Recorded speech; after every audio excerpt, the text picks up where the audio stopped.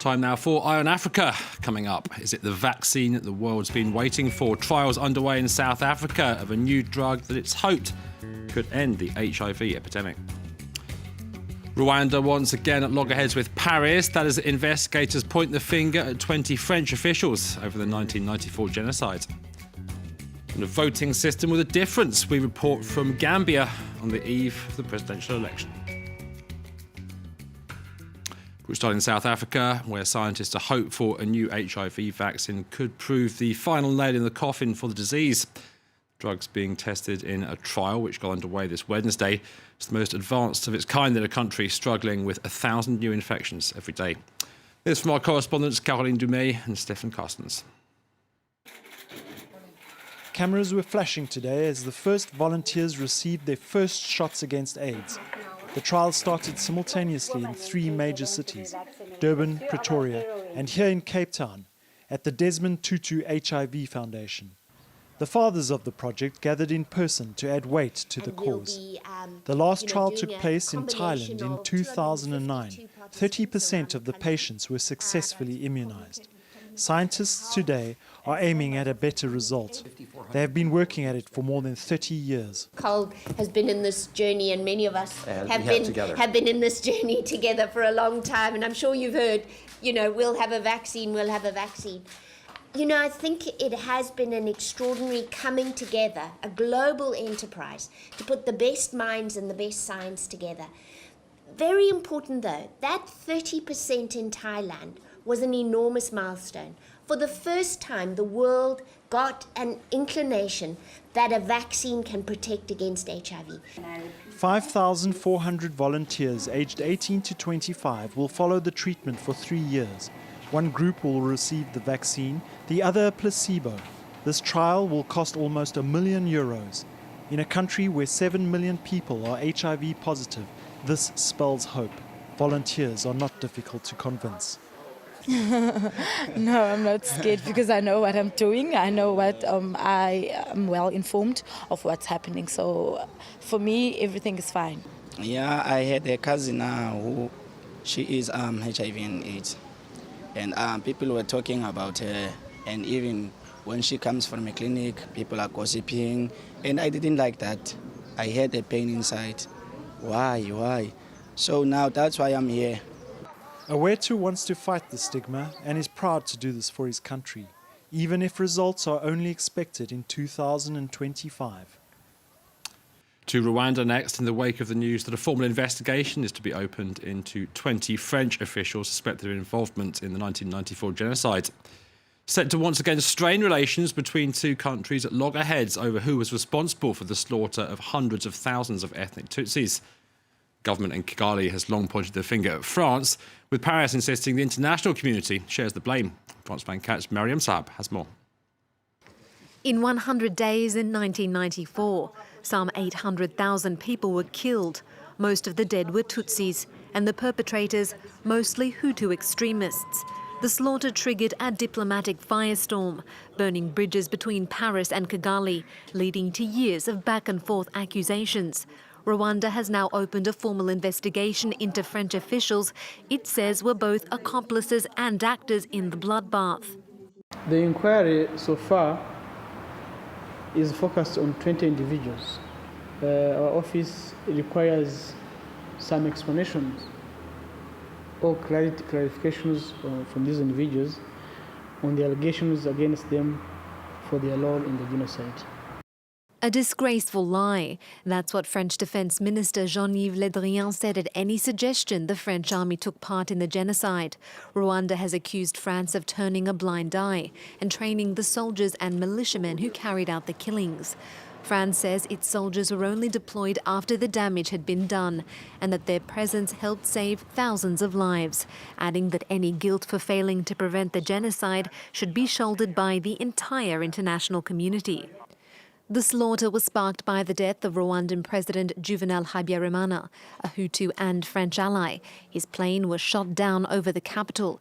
In 2011, a French judge blamed current Rwandan President Paul Kagame, at the time the leader of a Tutsi rebel group, and some of his close associates for carrying out the rocket attack. Now the spotlight has shifted and it's France's turn to come under the glare of scrutiny over the worst genocide in the modern history of Africa. Elsewhere, growing signs Islamist militants in northern Mali are intensifying their insurgency. That in the wake of 2 overnight attacks. One in the city of Gao saw the offices of the UN peacekeeping mission razed to the ground by a truck bomb. The group with links to Al-Qaeda's North African branch claiming responsibility there. Meanwhile, residents in Timbuktu said rockets had been fired at the city's airport. No casualties reported in either of these incidents. French UN forces remain stationed in Mali in the wake of the 2012 operation against the militants who'd stormed the country's north. Despite a peace deal between the government and secular rebels, Al-Qaeda and Islamic State-linked jihadists launched dozens of attacks in recent months. Meanwhile, the former army captain who led the 2012 coup that paved the way for the militants' advance across northern Mali has gone on trial in the south of the country. Amadou Sanogo proclaimed himself leader after toppling President Amadou Toumani Touré. Now he's charged with the murder of some 20 troops who staged a failed counter-coup.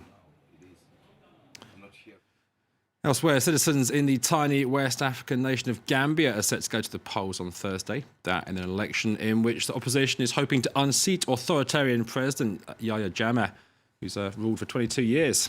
Our correspondents Sarah Sacco and Emmanuel Londe report on final preparations in a country with a unique voting system.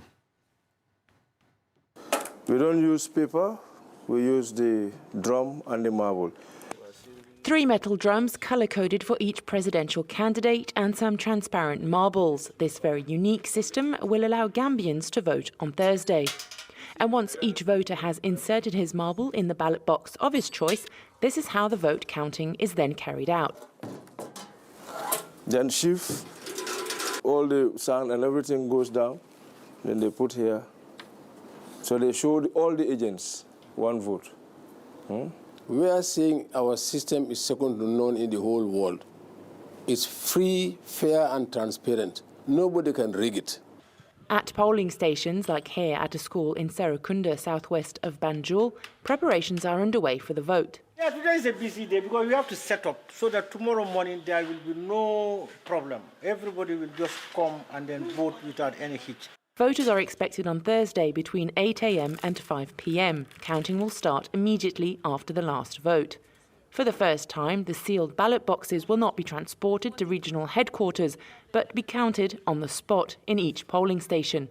One rule remains unchanged, as at every election in the Gambia. We're not allowing any bike because when you cast your vote, there used to be a sound of a bell. And this bike, some of the bikes, they have this similar sound. So we're not allowing any bike around. All the sounds should be 500 meters away. According to the Independent Electoral Commission, the results could be announced as early as Thursday night. Finally, to Liberia, where the nation's biggest private sector employer is under fire for laying off hundreds of staff. US rubber giant Firestone says the state of the market leaves it with no choice. But unions accuse the company, which has a checkered record in Liberia, of breaking the rules. France 24's Laurent Bestacher reports. Cutting back its Liberia operation, U.S. rubber giant Firestone said it had to lay off hundreds of workers following a global plunge in rubber prices. With little to no severance pay, those who lost their jobs now fear for their livelihoods. Yeah, I work with Firestone for 4 years, but the downside of me without benefit. Firestone has sparked its share of controversies during its 90 years operating in Liberia. The company was successively accused of exploiting workers, encouraging child labor, and helping finance the regime of former dictator Charles Taylor. Firestone rejected the allegations and has since launched a vast social program offering vital services such as medical care, free housing, food subsidies, and education. The firm says it has paid over $1 billion in taxes in Liberia since 2004, and with 8,000 workers, it's become the country's largest private sector employer, giving it considerable political influence. Yet despite its limited negotiating power, Liberia's government says it's managed to save dozens of jobs. We participated in a number of meetings with management and the union, and eventually, instead of the 500 that was proposed by management, that was eventually reduced to 428. And I think that was a significant reduction. Some laid-off employees are now turning to abandoned rubber plantations, hoping to sell leftover latex back to Firestone. A perilous and underpaid job, but for many Liberians, it's also the only one they know. That's it for Eye on Africa. Do stay with us here on France 24.